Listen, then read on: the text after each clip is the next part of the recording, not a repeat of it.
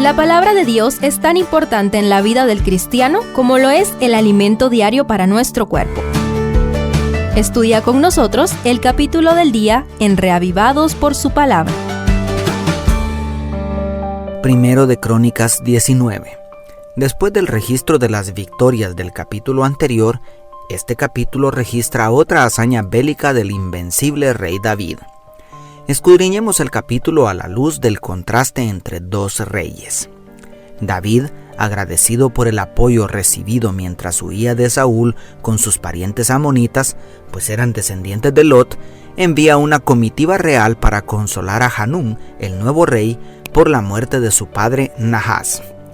Pero Hanún decide escuchar a sus perversos consejeros, quienes le hacen creer que los embajadores de David eran realmente espías, y entonces toma la peor decisión de su recién iniciado gobierno. Humilla de tal manera a estos hombres que los envía rapados y casi desnudos de regreso a Jerusalén. Todo por un temor infundado. David simplemente envía mensajeros al encuentro de sus embajadores para pedirles que se queden en Jericó y no regresen a la ciudad de Jerusalén hasta que les crezca la barba para que no aumente su vergüenza. Pero Hanún, atemorizado por haber provocado al poderoso rey David, quien recientemente había sometido a las naciones más poderosas de la tierra, empieza a organizar un ejército para combatir a la nación pariente. Reúne a todos sus hombres y compra el servicio de mercenarios sirios para presentar batalla contra la ciudad de Jerusalén. David decide no participar en esta guerra, que no tiene sentido.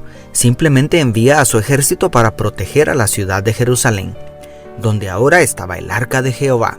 Los amonitas por un lado y los mercenarios sirios por el otro presentan una batalla imposible para el pequeño ejército de David bajo el mando de Joab. Los pocos hombres de David se dividen en dos grupos para hacerle frente a los dos enjambres de enemigos. Humanamente, Jerusalén estaba condenada a la destrucción, pero Jehová decide darle la victoria al ejército de Israel. Jerusalén es librada de aquel ataque mortal y los enemigos de Israel huyen despavoridos hacia todas direcciones.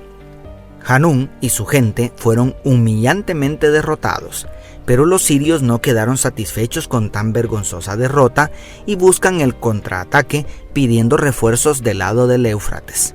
Entonces David sale a la guerra, esta vez con todos los soldados de Israel. Salen al encuentro de los enemigos hasta el otro lado del río Jordán para acabar con la amenaza. De manera que los sirios quedaron sometidos bajo el gobierno de David y nunca más se atrevieron a celebrar alianza con los amonitas que los habían involucrado en esta guerra que nunca debió haber sucedido. Esta historia es un ejemplo maravilloso de una de las razones de tantas guerras que tuvo que liderar el rey David. El miedo a perder el poder llevó a las peores locuras a muchos gobernantes humanos.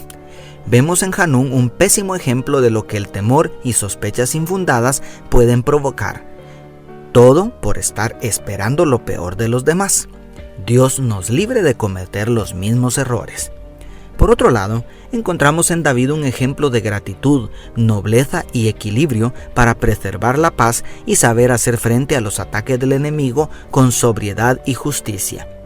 El mal que procuró Hanún contra su consorte se volvió contra él, y el bien que David procuró en favor de sus vecinos, Dios se lo devolvió en una victoria más que terminó de consolidarlo como el rey guerrero más grande de todos los tiempos.